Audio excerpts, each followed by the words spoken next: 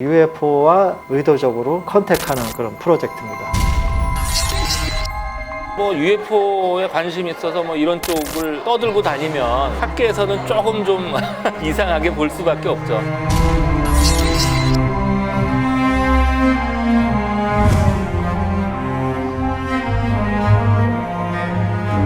처음부터 그 외계인의 존재를 믿게 된다기보다 궁금하기 때문에 호기심으로 접근을 하게 된 거죠. 제가 이제 어릴 때 이제 소년 잡지가 많이 나왔었어요. 거기에 보면 매달 UFO, 외계인 뭐 그런 기사가 막 뜨는 거예요.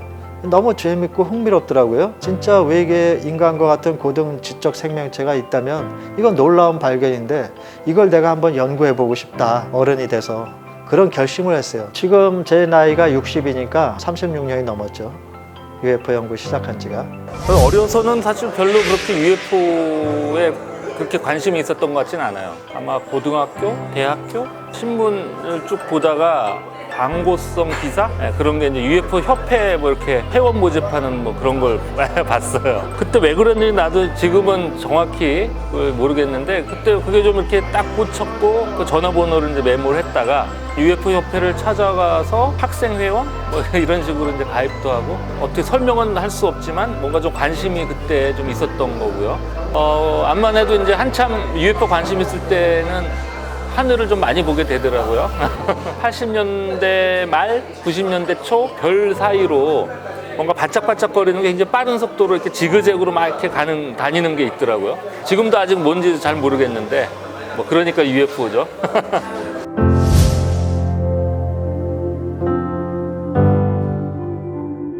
저희 센터에서 추진한 프로젝트는 두 가지 프로젝트가 있었습니다. 첫 번째가 의도적 대기 촬영에 의한 UFO 포착이고요. 두 번째는 콜 UFO, 즉 UFO를 호출해서 불러들이는 그런 방법을 저희가 시도한 적이 있었습니다. 둘 다 물론 100% 성공했고요. 미국인 존 브로라는 사람이 있는데 순수 민간인 UFO 연구가였는데 그분이 이제 1995년부터 5년 동안 자신의 그 홈페이지에 그 의도적 대기 촬영에 의한 여러 가지 결과물을 전부 다 올렸습니다. 뭔가 이게 조사 연구할 가치가 충분히 있다. 제가 직접 시도를 하게 됐죠. 2001년도에. 그래서 2년 동안 집중 촬영을 했는데 놀랍게도 UFO에 대한 구체적인 형태, 비행 형식 그런 거를 전부 포착할 수 있었죠. 두 번째 시도된 프로젝트는 이제 제5종조라 그래가지고 UFO와 인간과 의도적으로 컨택하는 그런 프로젝트입니다. 교신하는 방법은 여러 가지가 있을 수 있는데 뭐 빛으로 한다거나 지상에 거대한 서클을 만들어서 신호를 보낸다거나 그런 식으로도 이제 하는데 제일 중요한 건 이제 텔레파시. 우리 인간의 그 사념을 이용해서 마치 그 기도를 하듯이 사념파를 보내는 거죠. 저희가 그걸 시도한 뒤에 12분 정도 있다가 그 일이 터지고 말았습니다. 제일 먼저 발견한 친구는 이제 UFO 헌터라 그래서 허준 씨가 있는데 갑자기 하늘을 보더니 UFO가 떴다는 거예요. 그래서 이제 제가 전방을 딱 쳐다봤는데 아무것도 보이지 않았어요. 허준 씨가 바로 머리 위를 보라는 거예요. 머리를 제가 제끼고 90도로 이렇게 보니까 장엄하게도 금색 막대기형 그 물체가 딱 정지된 상태에서 떠 있는 거예요. 완전 정지된 상태였기 때문에 그 빛이 굉장히 찬란했습니다. 고요했고 공포감이라는 건 전혀 없었어요.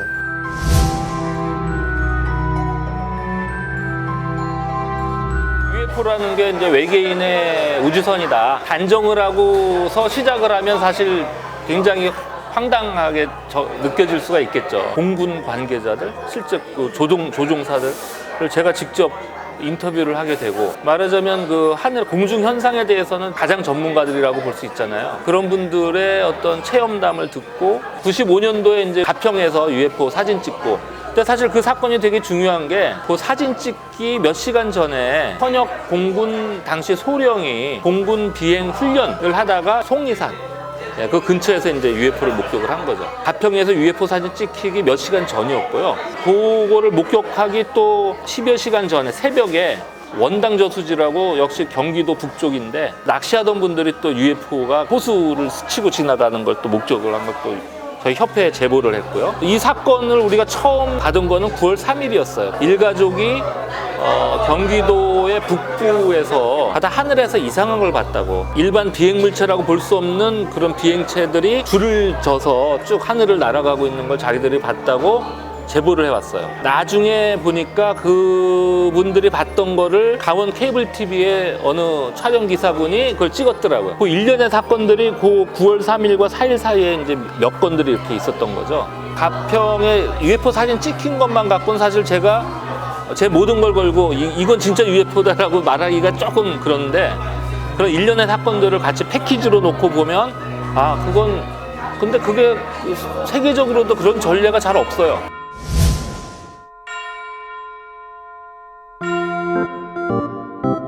사실상 전무하다고 저는 판단하고요. 2011년인가요? 허준 씨가 그 광화문 상공에 UFO들이 엄청 나타나서 그걸 촬영을 했잖아요. 근데 광화문 상공이면 청와대 상공이기도 하거든요. 뭐 9시 뉴스에도 보도가 되고 했고요.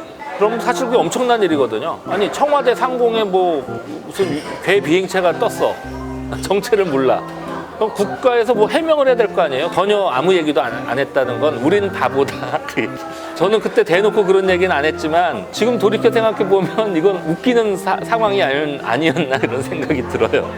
해외 미국, 특히 프랑스라든가 그런 선진국에서는 이미 UFO에 관한 조사를 오랜 동안 해오고 있었습니다. 유독 우리나라는 잠잠하고 있었어요. 과연 우리나라 정부나 그런 기관에서 UFO를 조사를 해오고 있었는가, 또 할 의향을 갖고 있는가. 그래서 국방부에 이제 1980년대 초에 이제 보냈는데 UFO에 대한 존재 여부와 자료를 확보하고 있는가 였습니다. 그 질의서가 이제 공군본부로 이첩이 됐어요. 답신이 왔는데 그 답신의 내용은 아주 간단했습니다. 전 세계적으로 UFO에 관한 관심이 고조되고 있는 가운데 당 군에서도 예의주시하고 있습니다. 그러나 자료를 아직 확보하고 있지는 못하고 있습니다. 그런 짤막한 문구로 제가 직접 문서로 받은 적은 있어요. 2000년대에 들어와서 맹성열 교수님한테 국가정보원에서 전화가 온 적이 있었다 그래요. 우리나라도 UFO에 관한 조사팀을 만들어서 정보를 수집할 필요가 있다고 생각되는데 어떻게 생각하십니까? 그런 간단한 전화 통화를 하신 적이 있다 그럽니다. 지금까지 한 두세 번 있었던 것 같고요. 가끔 관심을 표명을 하는데 그냥 개인적인 관심이 아니냐 뭐 이런 정도. 네. 그러니까 한국에서는 아예 보고 개통 자체가 없는 거죠. 괜히 해봤자 괜히 뭐 이상한 불이익만 받을 수 있으니까.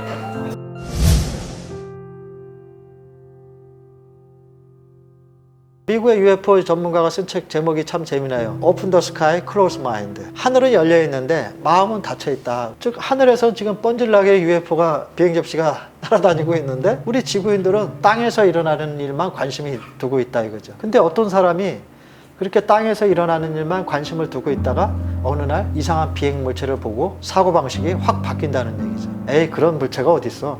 UFO는 없어. 근데 그런 분들이 실제 UFO로 추정되는 물체를 봤을 때는 완전히 사고체계가 바뀝니다. UFO를 사람들이 본다는 자체, 그 현상 자체가 팩트잖아요. 초첨단 우주과학 시대에도 여전히 사람들이 뭔가 하늘에서 이상한 걸 보고 그거에 대해서 현재 과학과는 동떨어진 다른 해석을 하는 거 자체가 이건 신기하다. 그럼 결론은 뭐냐? 열린 마음이 승자가 됩니다. 모든 과학의 발전은 부정적인 거에서 출발하는 게 아니라 지금 당장 결과물이 연구할 대상물이 여기에 책상 앞에 없었어도 가설부터 출발하는 게 과학입니다. 저는 그때 2008년도 5월 달에 그렇게 첫 UFO 컨택 시도를 해서 첫 시도에서 그렇게 성공하리라고는 예상치 못했습니다. 한 10년 정도 기간을 잡았거든요. 거의 불가능에 가깝다. 그러나 조사 연구가 입장에서 시도할 필요는 있다라고 생각을 했어요. 바로 그게 열린 마음이라는 거죠. 시도는 도전하고 다릅니다. 도전은 결과에 집중하지만 시도는 결과에 연연하지 않습니다. 앞으로도 좀 더 UFO 연구에 진일보한 그런 연구하는 방법을 좀 더 개발할 생각입니다.